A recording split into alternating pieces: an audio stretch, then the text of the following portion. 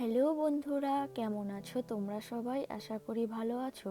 আজকে শুক্রবার, ঘড়িতে ওই 7টার মতো বাজে। এই এখন অফিস থেকে বাড়িতে ফিরলাম। কালকে বর বলছিল তোমার যদি ডিউটি তাড়াতাড়ি ছুটি হয় তাহলে একটু বিরিয়ানি বানাবো। বর খেতে চেয়েছে, আর না বানিয়ে কি পারা যায়, তাই আজকে বিরিয়ানি বানাবো। আজকে তো শুক্রবার আর কালকে তো শনিবার, কালকে আমাদের নিরামিষ, তাই আজকেই বিরিয়ানি বানাবো। জাপানে আসার পরে এত পরিমাণে চিকেন খেয়েছি যে আর চিকেন খেতে ভালো লাগছে না। দেশের মতো টেস্ট নেই চিকেনে। মাটনও আমি খাই না, তাই আজকে ডিম আর আলু দিয়ে একটু বিরিয়ানি বানাবো। জানেন তো, বিয়ের আগে আমার সেইভাবে কাজ করতে হয়নি, ওই মায়ের হাতে কাজে হাত মেলানো।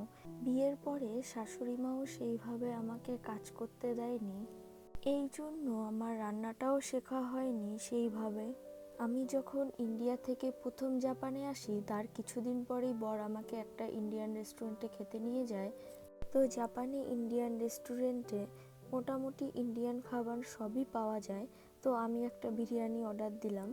বিরিয়ানিটা খেতে ভালোই ছিল, কিন্তু ইন্ডিয়ার মতো ওরকম ছিল না।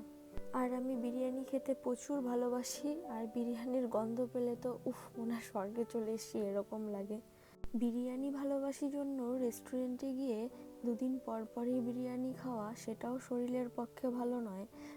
জানেন তো, আমি রান্না না পারলে কি হবে, আমার বর খুব দারুণ রান্না করে। বিরিয়ানিটা তো ওই আমাকে হাতে ধরে শেখালো। এখন আমি অনেকটা ভালোভাবেই বিরিয়ানি বানাতে পারি।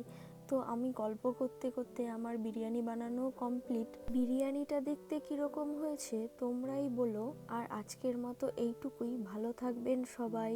Good night.